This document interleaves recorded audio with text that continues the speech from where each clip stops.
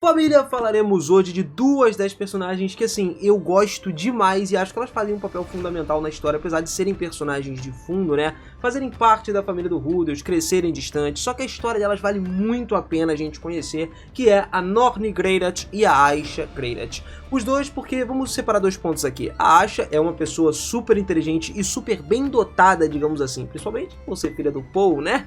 Mas a Norne também é muito boa, apesar dela ter todas as classificações um pouco abaixo do que a própria irmã, né, a Aisha, e não ser totalmente igual ao Rudolph, ela conseguiu se desenvolver muito durante a história. Então a gente vai ver o desenvolvimento dessas duas aí até chegarem num ponto, num patamar ali completamente top, no qual você com certeza vai adorar ver. Eu gostei muito e quero compartilhar isso com vocês agora. Então vem comigo pra gente entender isso tudo. Vamos lá!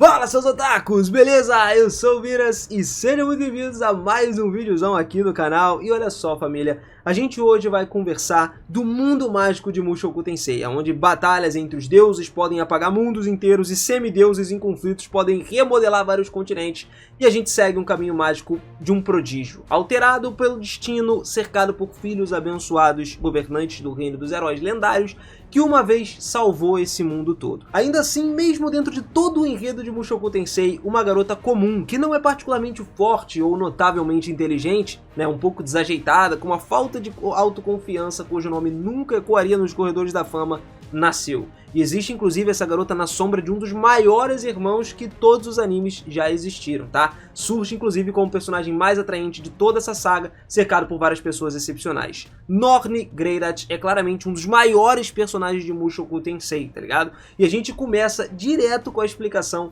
de que ela foi uma menina que nasceu numa família pequena, uma família, né, numa aldeiazinha pequena assim como Rudolph, e depois de uns curtos anos, ela foi teletransportada naquele incidente para uma terra distante, criada sozinha pelo Paul. Eventualmente ela acabou conhecendo o seu próprio irmão mais velho, conhecendo entre aspas, porque ela já conhecia, né? Ela reencontrou com ele e teve aquela percepção de fato de que era o irmão dela. Nesse momento foi quando ela viu que todo mundo tratava o Rudolph como um prodígio, então ela se reuniu com a sua meia-irmã mais nova, a quem se tratava como um gênio, né? E ela passou algum tempo na sua avó, que constantemente repreendeu ela por ser melhor que o seu filho ilegítimo, a Aisha. A irmã finalmente conseguiu algum espaço para respirar depois de se inscrever na Universidade de Magia. Isso tudo enquanto a Aisha permanecia em casa. Mais uma vez, ela foi bombardeada com várias comparações com os seus irmãos mais velhos, que são muito mais poderosos. O irmão da Norne era constantemente comparado com algumas pessoas ao seu redor, e ela silenciosamente odiava ele por conta disso. Por isso que ela não gosta do Rudolph. Ela se sente inútil, se sente sozinha, só que acima de tudo, se sente inferior a todo mundo. E não é o tipo motivacional de inferioridade não, onde ela jura superar os seus irmãos e tal. É do tipo de inferioridade que ela simplesmente odeia eles e faz ela se trancar no quarto dela, simplesmente desejando que todas essas comparações acabassem de uma vez por toda. Desejando ser mais feliz sendo esquecida do que sendo comparada, tá ligado? Isso, na verdade, é um peso que ela carrega por ser conhecida como Greyrat. Ela faz parte da família deles. Só que, no entanto, cara, é dentro dessa luta que nós temos o primeiro vislumbre do apelo da sua personalidade, quando ela cria essa personalidade. A Norne é uma pessoa resiliente, e apesar de se sentir toda negligenciada e tal, ser inútil, inferior, e ela tá à beira de se trancar pra sempre, ela consegue superar isso aí. Só que é preciso que ela reflita sobre esses seus sentimentos, né, que trabalhe através deles pra conseguir chegar onde ela tem que chegar. No volume 11, no capítulo 5 mais especificamente, a gente tem um vislumbre da mente dela enquanto ela tá trabalhando através das suas emoções. Uma menina de 10 anos, odiando, temendo, se sentindo abandonada pela sua família, uma confusão absoluta de emoções baseadas numa vida de sentimentos inferior, tá ligado? Ela foi simplesmente despachada pelo pai por ser muito incômoda, repreendida pela irmã por não se esforçar pra ser como o irmão mais velho que ela teme, que é o Rudolph, e é inclusive aquele que espancou violentamente o seu pai e quem ela nunca poderia esperar competir. Ela nunca imaginava que ia chegar no mesmo nível que ele. Amargura, tristeza, raiva, autopiedade, quem sabe o que mais passava na cabeça dela. Tudo engarrafado por dentro enquanto ela se trancou no seu quarto. E ainda assim, cara, tudo que é preciso é que ela perceba um olhar nervoso do seu irmão, que veio pro lado dela no ponto mais baixo da sua vida. justamente para ajudar a Norne para reorganizar toda a sua perspectiva, cara. O Rudolf chegou junto com ela. Quando ela viu a expressão nervosa do irmão, ela percebeu que o irmão, que ela temia, por sua vez estava com medo de ser rejeitado por ela. E isso já era o suficiente, cara, para poder trazê-la de volta ao desespero. Aquele momento humanizador que ela teve com ele, né, uma pessoa que ela viu como inacessível e superior por toda a vida dela, estava ali, de cabeça baixa, com medo de não ser aceito pela própria irmã. Então ela deixou escapar nessa hora todas as emoções de um grito reconfortante também. Ela se recompõe e segue em frente nas palavras do seu irmão mais velho, que seria: irmã, você nunca me contou o que estava sentindo. Ela só chorou por um longo tempo. E então, quando finalmente acabou, ela olhou pra ele e disse que ia ficar bem agora. Olha só, no ponto mais baixo da sua vida, sem a única coisa excepcional sobre ela, ela usou meio que a introspecção e a vontade de mudar de ideia para demonstrar sua resiliência excepcional. Nas palavras do próprio Rudolf, cara, ela conseguiu sair do buraco que o Rudolf passou a vida inteira preso. Se ele fosse metade tão forte quanto a Norne era, talvez a vida dele não tivesse sido tão miserável quanto foi. Ela foi se adaptando a uma nova mentalidade, reconstruindo seus laços familiares. Ninguém conseguia apresentar um crescimento tão notável desde o incidente que rolou do teletransporte. E quando inesperadamente um pedido de ajuda chegou, uma carta que foi entregue ao Rudolf, escrita justamente por uma busca de uma ajuda para resgatar a Zenith, confrontado com esse dilema aí, o Rudolf escolheu recusar esse pedido. No entanto, alguns dias depois ele encontrou com a Norne, com seus pertences silenciosamente embalados, pronto para justamente empreender numa viagem sozinha. Ela queria ir corajosamente preparada para seguir os passos do próprio irmão. Testemunhando todo esse desespero dessa jovem que tinha essa vontade, mas não os meios para salvar os seus pais, o Rudolf é influenciado a concordar em embarcar nessa longa e perigosa jornada para Bagarrote. Então, com um mês tendo passado desde a partida do Rudolf, um dia, voltando da escola para casa, a gente é surpreendido com uma onda de egoísmo e culpa. Ela começou a pensar em abandonar a Sylphie e o seu filho. Ainda não tinha nascido o filho dele, né? Apesar de se aliviar dessa turbulência emocional da Norne. E ele ficava imaginando a Norne chorando e chorando e ouvindo ela falar um monte de coisa da morte do Rudolf, segurando um órfão nos braços que era o filho dele, enquanto emocionalmente entrava numa espiral devido ao egoísmo dele que foi percebido. A Norne então se encontrou perto de uma igreja local e começou a orar nessa hora. Ela orava pela segurança do seu irmão, do seu pai, da sua mãe e da Lilia. No entanto, assim que as palavras saíam dos lábios dela, a família do egoísmo surgia. Talvez ela estivesse sendo muito gananciosa em pedir tanto para o grande santo Milos, né, que ela adorava. Mas apesar disso, ela continuava voltando para a igreja uma vez, outra vez, sempre, até o dia em que a fachada dela desmoronou. E ela percebeu que, embora suas palavras de oração parecessem ser pelo bem dos outros, ela não estava fazendo nada além de acalmar a si mesma, o seu próprio coração perturbado durante toda a história.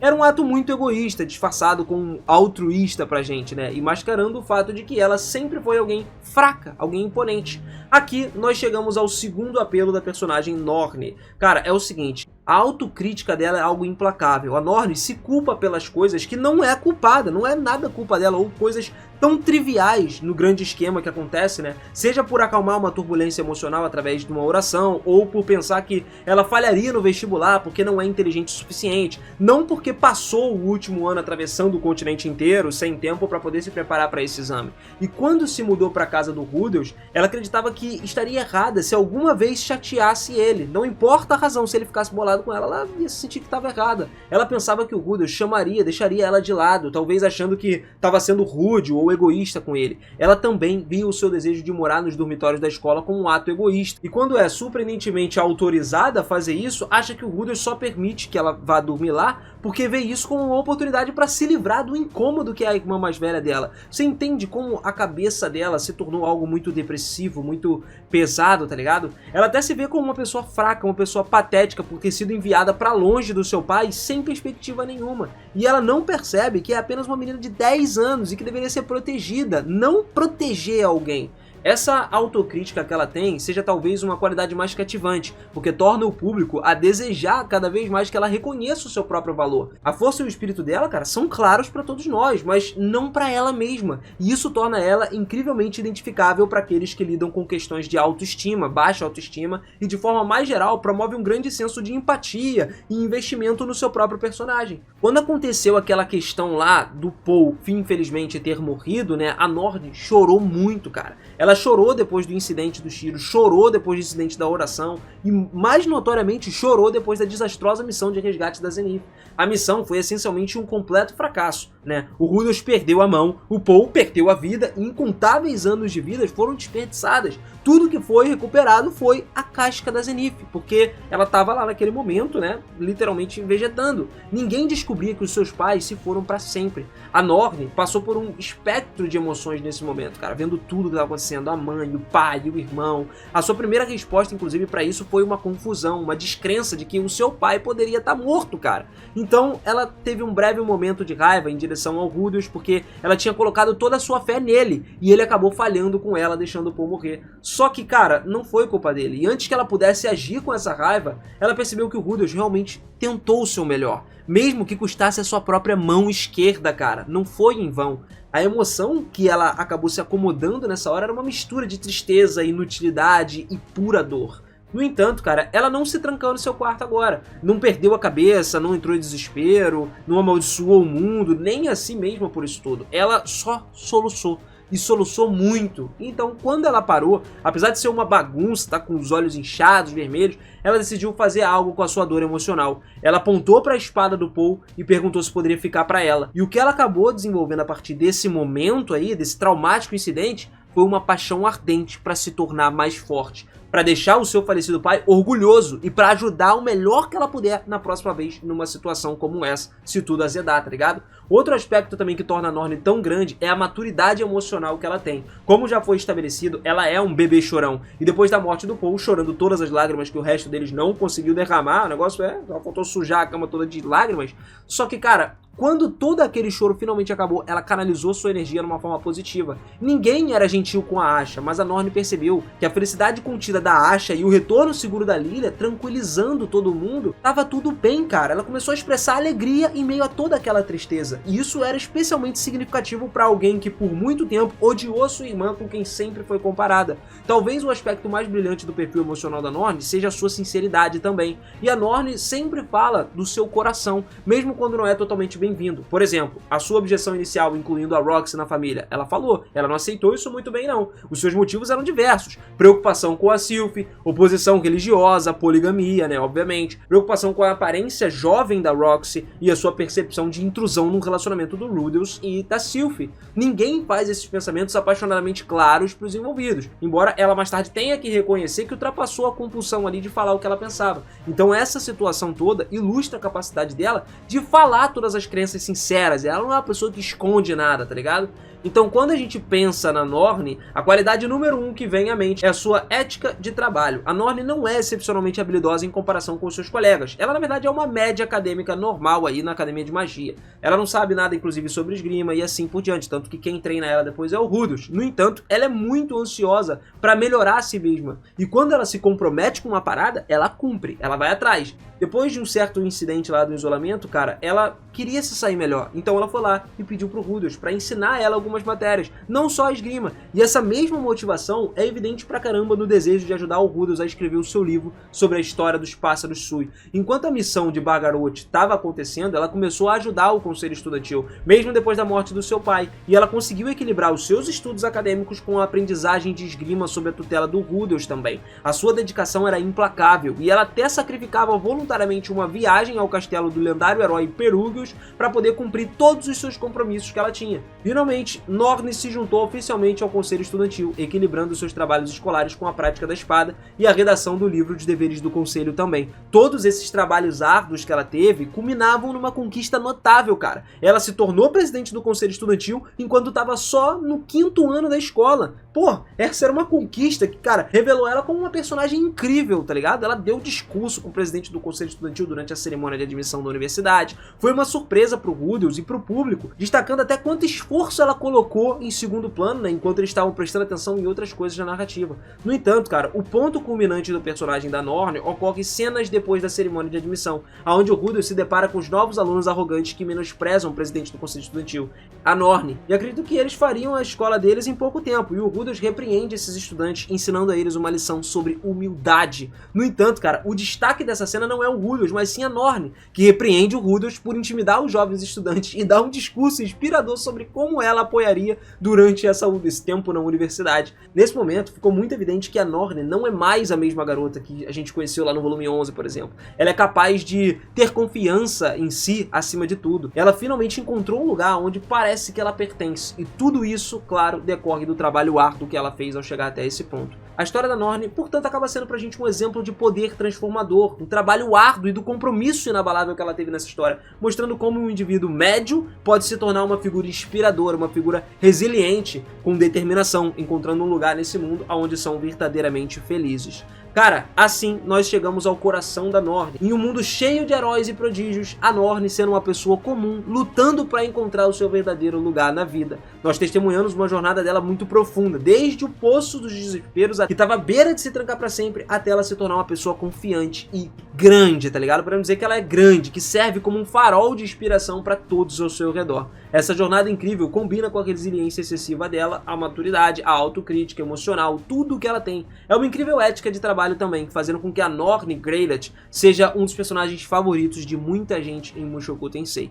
Inclusive um dos mais interessantes no geral, no aprimoramento. Ela nos mostra que a grandeza pode ser encontrada nos corações mais comuns. E agora falando um pouquinho da Asha, cara, a Asha foi nascida e criada pela Lilia, né? A personalidade da Asha é mais adulta do que a idade dela, assim como ela desenvolveu muito mais do que a Norne, capaz de agir, falar como uma empregada doméstica mesmo. E ela é uma pessoa inteligente, manipuladora, astuta, fofa, não se importa com o que acontece com o seu assunto aí, né? A certo ponto, ela até trabalhou com o Ruger a ponto dele reclamar, tá ligado? Manipular o Rudeus para que ele contasse uma versão da história e escapar do castelo sozinha. Ela também tem uma personalidade brincalhona e um grande complexo de irmão, já que às vezes faz alguns comentários mais sugestivos pro Rudeus e não tem problema em ficar nua na frente dele, né? Quando eles tomam banho juntos, por exemplo. É revelado que ela gosta de jardinagem também e gosta de coisas fofas, mas geralmente é proibida pela mãe em relação aos deveres de empregada doméstica que ela tem, né? Basicamente ela é um pouco diferente da Norne, né? Porque a Asha já cresceu para ser uma empregada doméstica, não alguém forte, não uma aventureira em si. Bom, como a Asha tecnicamente é uma filha ilegítima do Paul, ela tem um complexo de inferioridade e pensa que a sua família não ama ela tanto quanto a Norne, assim como aconteceu. Mas isso faz com que a Asha tenha fome de atenção e seja muito competitiva com a Norne. Ela não é do tipo de pessoa que se esconde por ali, tá ligado? E isso é ainda reforçado pela Claire Latreia, a sua madrasta, que olha pra Asha como desdém e fica com raiva justamente por ser mais talentosa do que a própria Norne. E devido a esses fatores, o seu relacionamento com a Norne acaba não sendo bom mesmo. Mas depois que o Rudeus resgata ela e a Lilia, ela promete servir o Rudeus como irmão, mas assim, não como irmão especificamente, mas como empregada doméstica. E depois do casamento do Rudeus com a Sylphie, ela foi morar com a sua meia-irmã Norne junto com eles lá, e elas foram juntas para a escola de Miles, onde a Norne começou a se ressentir da Asha, já que ela constantemente tendo essa comparação, né, já que a Asha era mais talentosa do que a Norne. Só que assim, cara, assim como a Asha era pra Norne, a Norne também era uma fonte de insegurança pra própria Asha, porque ela sente que ela era tratada melhor do que ela, e isso era alvo de favoritismo, né? Porém, lá na Light Novel, lá no volume 11, o relacionamento das duas acaba melhorando. Mesmo que ainda discutam e compitam, elas realmente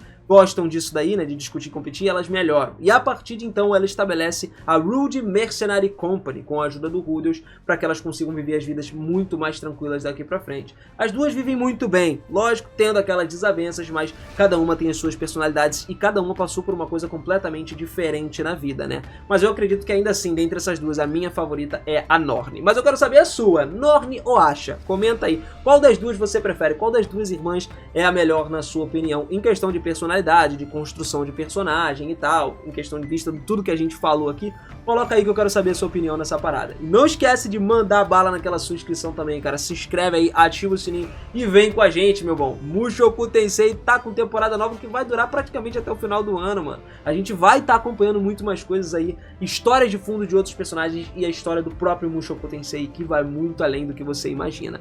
Tamo junto sempre, família. Aquele forte abraço, beijão no coração e até a próxima. Valeu!